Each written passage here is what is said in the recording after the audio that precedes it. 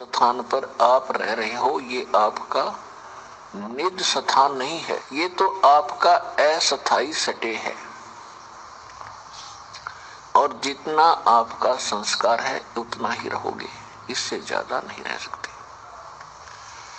परमात्मा कहीं भी खड़े होकर के एक मदारी की तरह अपने बच्चों को संदेश देने के लिए कहीं चौराहे पर खड़े हो जाते इफ्तारा लेकर और परमात्मा की वाणी, अपनी अमृत वाणी सुनाने लगते, जो आत्मा को जिसकी कसक है। उस परमात्मा की वाणी की आत्मा को बहुत भूख है, लेकिन इसको ये ज्ञान, ये वाणी मिली ही नहीं थी, इसलिए यह ढीठ होगी। ये गलत ज्ञान सुन सुन के और गलत भगवानों पर आशा करके उन्हीं पर आश्रित होगी। क्या कहा करते परमात्मा, दुख में सुमरण सब करे, सुख में करे ना कोई, जय सुख में सुमरण करे तो दुख कहे को होवे। पुण्यात्माओं, आप तो बालक हो, कोई पहली बार आया है, कोई दूसरी बार। जो पुराने भक्त हैं वो इस बात को समझ चुके हैं कि परमात्मा के उद्देश्य लेकर आते हैं यहाँ पर। उनका क्या पड़ा है यहाँ पर इस गंदे लोक में, जहाँ चारों तरफ स्वार्थ भरा है, हाहाकार मची है और सबके अंदर कोई ना कोई कपट भरा रहता है। ऐसे लोक में वो क्यों आते हैं? क्योंकि हम उनके बच्चे हैं, आप उनकी आत्मा हो।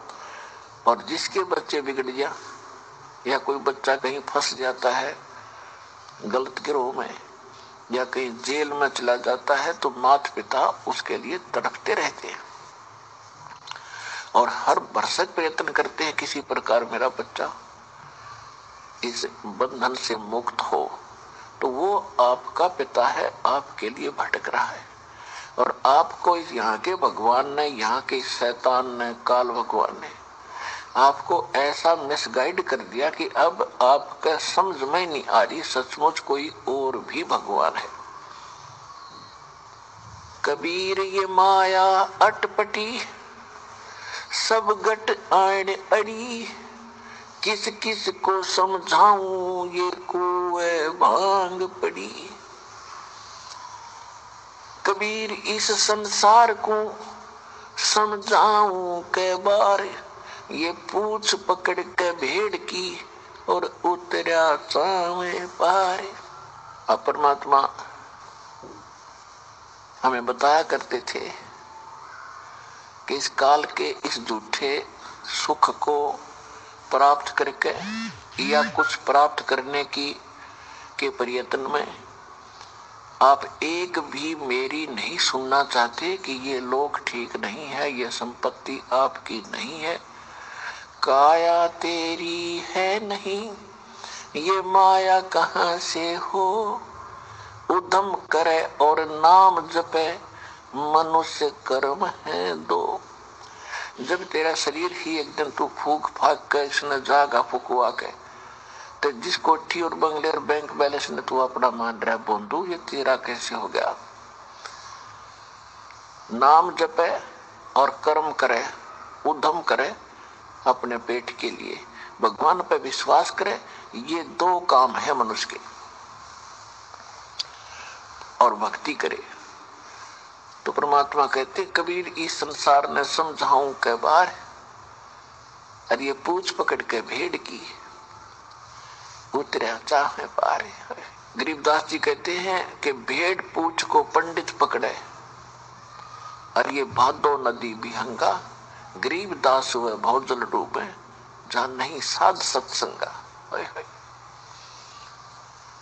एक एक वाणी इतनी मार्मिक है, लेकिन हम तो पहली कक्षा के बच्चे नहीं थे, ऐसा ज्ञान ठोक दिया हमारे अंदर। सिर पैर किसी भगवान के बारे में पता नहीं था, किसी ग्रंथ को हम समझ नहीं सके, पढ़ते अवश्य थे, क्योंकि हमारे धर्मगुरु और हमारे भगवान भी इन ग्रंथों से, यथार्थ इस ज्ञान से वो परिचित नहीं थे। तो क्या बताते हैं, भेड़ पूछ को पंडित पकड़े ये भादो नदी बिहंगा, गरीबदास वो भवजल डूबे, नहीं साध सत्संग।